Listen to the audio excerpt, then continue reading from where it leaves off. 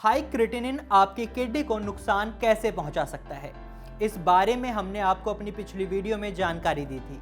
इसके साथ ही हमने आपको हमेशा बेस्ट किडनी डाइट के बारे में भी बताया है।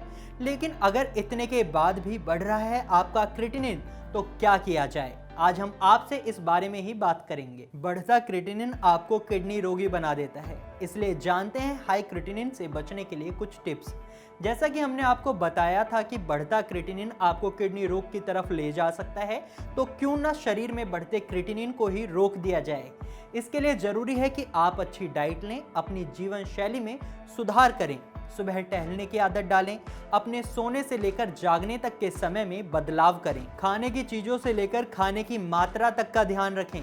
तो इस तरह आप अपने शरीर में बढ़ते क्रिएटिनिन को रोक सकते हैं। हाई क्रिएटिनिन को रोकने के लिए सबसे पहले नमक और चीनी के सेवन का ध्यान रखें। आप अपनी डाइट में अधिक स्पाइसी और मीठा इन दोनों से थोड़ा परहेज करें, लेकिन आप निराश ना हो, हम आपको इसका अल्टरनेट भी बता देते हैं। मीठे में आप शहद ले सकते हैं और स्पाइसी में आप कुछ मसालों को अपनी डाइट में शामिल कर सकते हैं।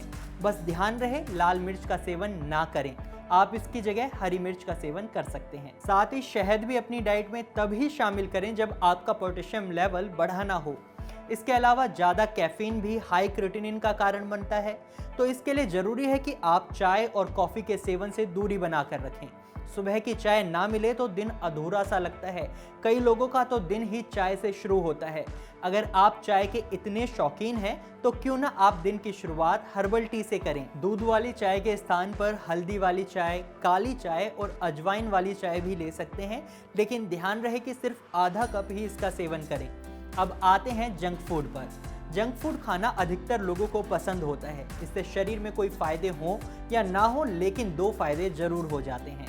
पहला, आपको ये आराम से बाजार में मिल जाता है, तो इसको बनाने का झंझट नहीं होता। और दूसरा कि ये खाने में हैवी होता है, जिससे आपका पेट भर जाता है, तो इसके बाद खाना बनाने और खाना खाने की झंझट ही नहीं होती। लेकिन जंक फूड खाने से आपके पेट में कौन कौन सी परेशानी हो सकती है, इसका कोई पता ही नहीं। इसलिए आप बाजार में बना हुआ जंक फूड ना ही खाएं। अगर आप जंक फूड खाने के इतने ज़्यादा शौकीन हैं, तो आप इसको घर पर बनाकर खा सकते हैं। अगर आप अच्छे और स्वादिष्ट आहार बनाने की विधि जानना चाहते हैं, तो इसके लिए आप हमारा हेल्दी तड़का शो देख सकते हैं। क्रिएटिनिन सिर्फ इसलिए नहीं बढ़ता क्योंकि आप अधिक तेल मसाला और अधिक मीठा खाते हैं, बल्कि ज़रूरत से ज़्यादा प्रोटीन, कैल्शियम, पोटेशियम, कार्बोनेट जैसे मिनरल्स का अधिक मात्रा में सेवन भी आपके क्रिएटिनिन को बढ़ा सकता है। ये सभी चीज़ें बेशक आपके स्वास्थ्य के लिए अच्छी होती हैं, लेकिन हमने हमेशा आपसे कहा है कि ज़रूरत से ज़्यादा किसी भी चीज़ का सेवन, चाहे वो अच्छा ही क्यों ना हो, आपकी सेहत के लिए हानिकारक हो सकता है। इसलिए हाई क्रिएटिनिन की समस्या को दूर करने के लिए आप इन उपायों को अपना सकते हैं। तो आज के लिए बस इतना ही। हम फिर मिलेंगे एक नए विषय के साथ। आपको हमारी वीडियो कैसी लगी हमें कमेंट के माध्यम से ज़रूर बताएं। अगर आप किडनी के लिए सही उपचार चाहते हैं, तो इसके लिए आप कर्म आयुर्वेदा से संपर्क कर सकते हैं। कर्म आयुर्वेदा में कुशल डाइटिशियन मौजूद हैं, जो किडनी के मरीजों के स्वास्थ्य को ध्यान में रखते हुए उन्हें सही आहार की जानकारी देते हैं।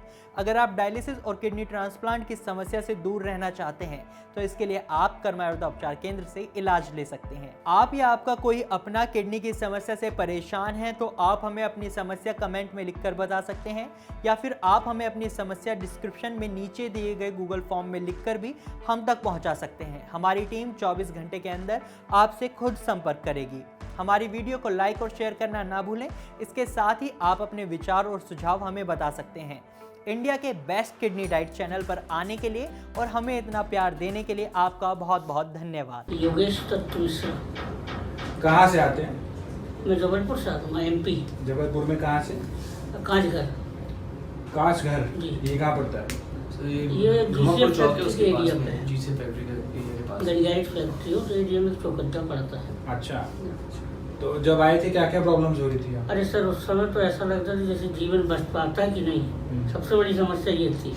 और साढ़े 10 करीब था, 10.6। ट्रांसप्लांट वगैरह के लिए कह दिया। और उस समय डॉक्टर डायलिसिस के पीछे तो करीब 3-4 दिन से ज़्यादा पड़ गए थे। और उस समय मुझे ऐसा लग रहा था कि अब मैं बाथरूम में मेरी रुकेगी। और इसी कारण से मैं जिन परिस्थितियों में चाहा आपसे मिलना चाह रहा था। मैं आया, इसके बाद आपकी 1-1.5 महीने की दवाई मैं खाया था। उस समय सेवन हो गया था वो टेंस। अच्छा। और उसके बाद में चलने फिरने अच्छा लगा, भूख अच्छी लगने लगी।